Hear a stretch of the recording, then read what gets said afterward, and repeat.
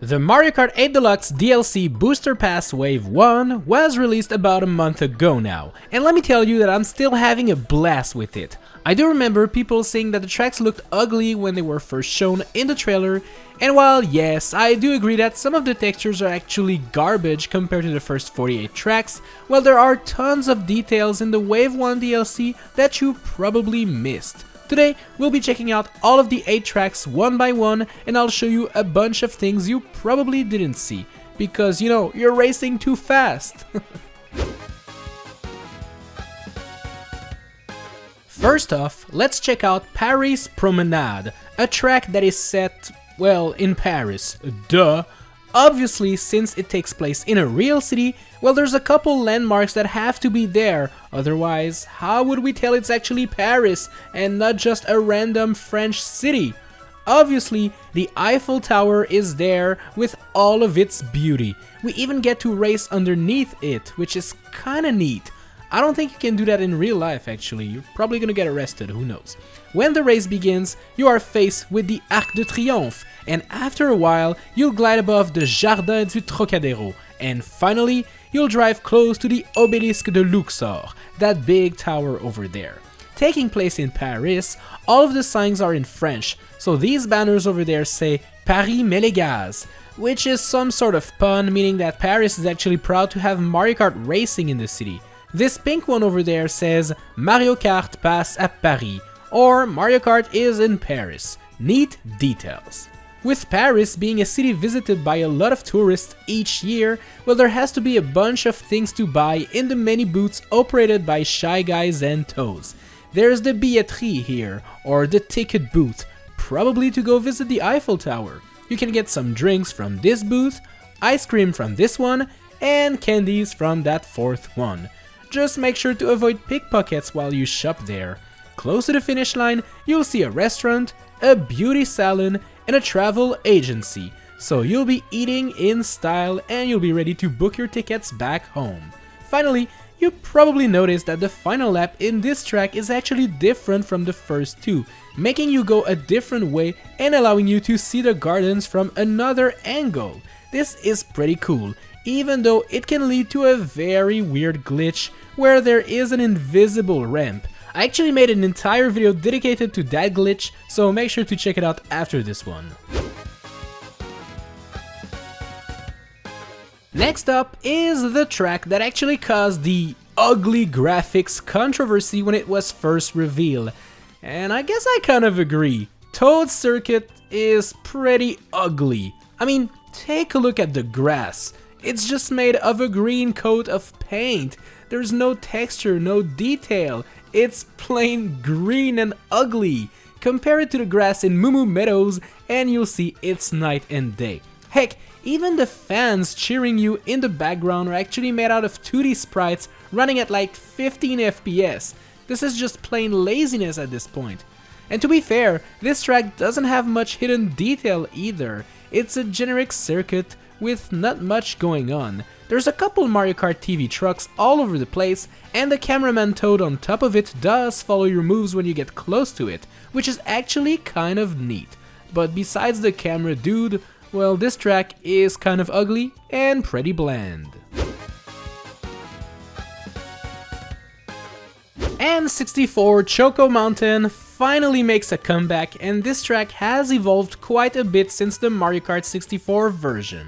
As you stand on this part over there and gaze upon the sky, well, you can see that this mountain is quite tall. We are actually above cloud levels, so trust me, we don't want to fall down. There are flying paratroopas cheering for the drivers along the way, and there's this section that has boulders falling down from the mountain into the water. As you can see, there are fish bones and fossils on the wall, suggesting that this whole area was once filled with water, which is kind of a neat detail. The falling boulders look pretty menacing and scary, but it's just for looks. I actually tried to get crushed by those over and over again, and no matter what I did, these boulders just wouldn't crush me. Maybe this is a time trial thing, but I just don't get it. And those boulders are no longer made out of chocolate like they did in the Mario 64 version, so that is actually a big disappointment. Next up is a fan favorite, a track that can do no wrong, Coconut Mall. And let me tell you that this new version of Coconut Mall is filled to the brim with details and stuff you need to check out. Sure, there's a couple of unpopular changes, so I guess let's address them right away. The escalators have been replaced by inclined treadmills, which is a bit weird considering most malls actually have escalators, but whatever, I can live with that. My biggest complaint has to be the cars at the end that have been completely ruined.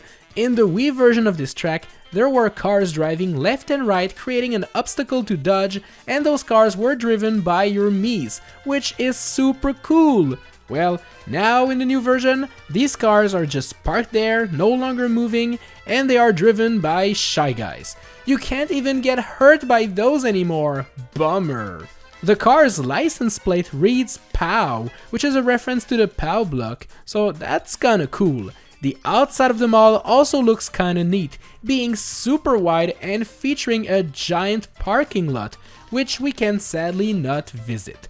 Let's check out the shops inside of the mall, because there are tons of them. Kamek Bookstore, Toad Toy Store, Fireflower Curie House, Pianta Cafe, Shy Guy Records, Barrel Travel, Dino Camping Gear, and Super Marine World dive shops are only a few you can spot. Heck, there's even a bunch of ads of Vanilla Lake, which is a SNES track that is definitely getting added in future waves of this DLC, mark my words.